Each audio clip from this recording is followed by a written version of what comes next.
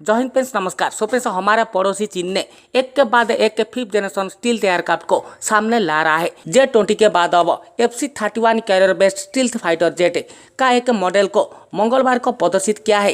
Career based मतलब ये aircraft को चाइनीज नावी एयरक्राफ्ट कैरियर के लिए डिजाइन किया जा रहा है, ला रहा है, जो उड़ते हुए देखा गया था। ध्यान रखें, चीन मीडिया की तरफ से ये कहा जा रहा है कि ये फाइटर ऑपरेशनल होने में और 3-4 साल लगेंगे। मतलब ये 2025 तक चाइनीज नावी में शामिल हो जाएगा और एयरफोर्स के पास J-20 तो है ही। तो चीन के ये तैयारी को देखते हुए ऐसा लगता है कि चीन कहीं ना कहीं भारत को इंडिकेट करके ये टेक्नोलॉजी को सामने ला रहा है, जो फ्यूचर में इंडियन ओशन रीजन में भी भारत की सिर दर्द साबित होंगे। तो इससे देखते हुए इंडियन आर्म फोर्सेस के लिए उभय नावी एंड एयरफोर्स के लिए एक stealth fifth generation fighter aircraft platform चाहिए। जी हाँ, यह मांग अब तेजी से सामने आ रहा है।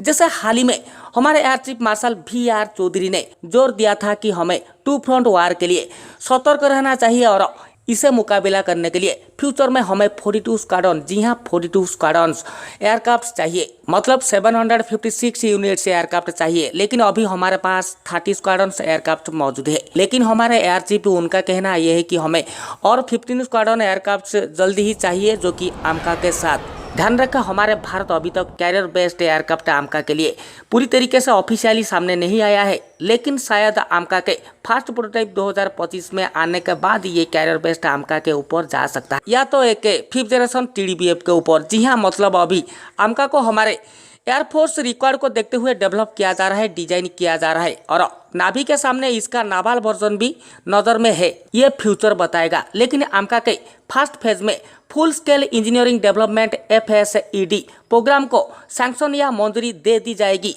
जिसके तहत हमारे ADA नेक्स्ट जनरेशन एयरक्राफ्ट की टेक्नोलॉजी डेमोन्स्ट्रेटर NGTD को डेवलप कर पाए, और इस डेमोन्स्ट्रेटर के द्वारा हमारे ADA के तरफ से आमका के लिए टेक्नोलॉजी को टेस्ट किया जाएगा। मतलब ये एयरक्राफ्ट को टेस्ट बेड के रूप में व्यवहार किया जाएगा। फिर बाद में ये टेक्नोलॉजी को फिफ्थ जनरेशन आमका के लिए व्यवहार किया जाएगा, और ये फर्स्ट फेज और सेकंड फेज प्रोग्राम में 2 साल देरी होगा और फिर स्टार्ट होगा गेम। जी हाँ, मतलब सेकंड फेज प्रोग्राम खत्म होने के बाद ये NGTD next generation technology demonstrator ने जब ये आमका के लिए एडवांस एयरक्राफ्ट के लिए बेसिक फाइट कैरेक्टर्स और कुछ टेक्नोलॉजी का प्रदर्शन करेगी। जी हाँ, और full engineering development FSED phase 2 programme का दायरा प्रोटोटाइप को विकास करेगा, क्योंकि फर्स्ट फेज में कुछ limited series production LSP aircraft भी शामिल होंगे, जो मास प्रोडक्शन से पहले एयरक्राफ्ट का अंतिम बैच होगा। मतलब एक प्रोग्राम को बारीकी से डेवलप किया जा रहा है, ताकि फ्यूचर में हमें दिक्कत का सामना ना करना पड़े, और 2029-30 से उस टाइम एयरक्राफ्ट के ये आमका मास प्रोडक्शन पे जा चुके होंगे।